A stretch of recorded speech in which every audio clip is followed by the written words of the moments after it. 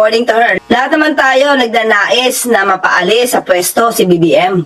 So, paano masasabi na hindi siya parte ng pagpapaalis sa Pangulo sa pwesto? Matagal niya na ito sinasabi kahit sa pag nasa ibang bansa siya eh. Lagi naman paninira yung kanyang ginagawa sa Pangulo.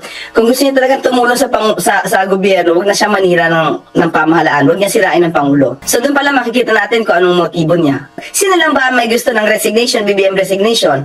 Di ba? Ang mga maisug. Hindi mo kailangan sabihin BBM resign para lang masabi mo na hindi ka parte ng kampanya para pababain ang Pangulo, di ba? Or para ibagsak ang administrasyon. The fact na sinisiraan mo yung administrasyon, not just in the Philippines, but in every location kung saan ka pumupunta. Actually, dapat nga eh. Seriously, dapat si Sara kinakasuhan na ng inciting to sedition. Promise.